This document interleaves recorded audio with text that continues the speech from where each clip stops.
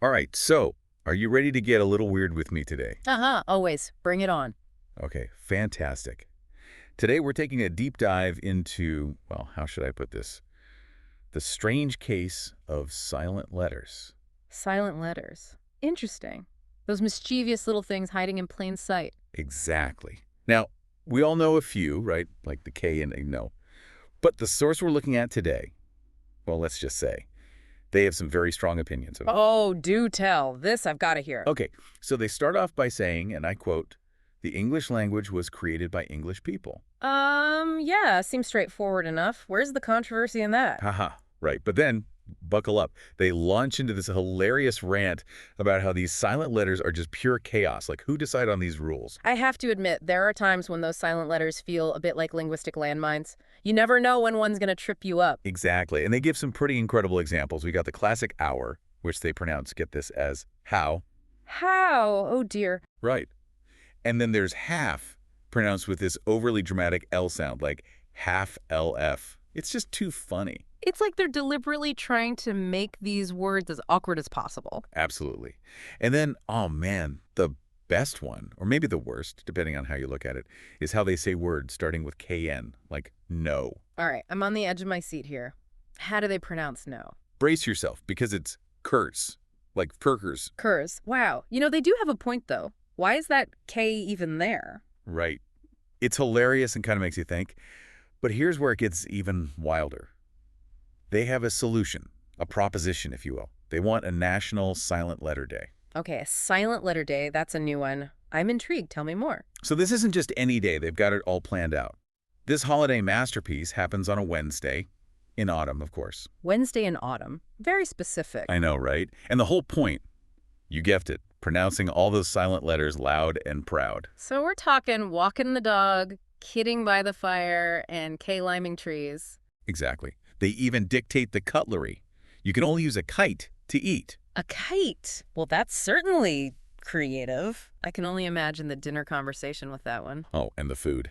Get this. Salmon, swordfish, sandwiches.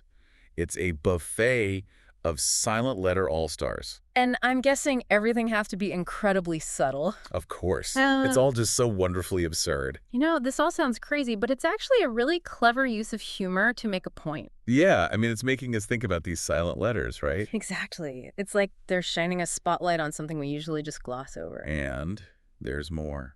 Apparently, the gift-giving tradition for Silent Letter Day is exchanging genome figurines. And gnome figurines. Oh, this just keeps getting better and better. I know, right? And to wrap up the day, you raise a glass of, wait for it, champagne. Of course, champagne. What else would you toast with on Silent Letter Day? Exactly. And then you head off to bed, half past the hour. Oh, that just sounds so delightful, doesn't it? Half a fill past the hour? I can practically hear the clock chiming with that extra H emphasis. Okay, so yes, it's completely ridiculous. But do you think there's a deeper meaning here? What's the source really trying to tell us? Well, on the surface, it's all fun and games, right? But I think it's actually a really clever way to get us thinking critically about language. It's so easy to just accept things the way they are, especially with something like language that's so ingrained in our lives. But when you stop and really examine it, like our source is doing, you realize just how many quirks and inconsistencies there really are. It's true. I mean, we rarely stop to question why things are the way they are, especially with language. Exactly. We just sort of go with the flow. But this source is forcing us to pause, to look closer, to question the seemingly arbitrary rules that govern our communication. You know, maybe that's the real point of this Silent Letter Day idea. It's not really about celebrating the letters themselves, but about celebrating the weirdness and the wonder of language itself. I think you're right. It's about embracing the unexpected, the illogical, the downright silly aspects of something we use every single day. And you know, after all this talk of jomes and kites, I have to admit, I'm kind of starting to wish Silent Letter Day was a real thing. Me too. It would certainly add a bit of spice to the calendar, wouldn't it? Who knows? Maybe we'll start a movement. Ha ha! Ah, man. But hey, on that note, maybe this is something for our listeners to ponder.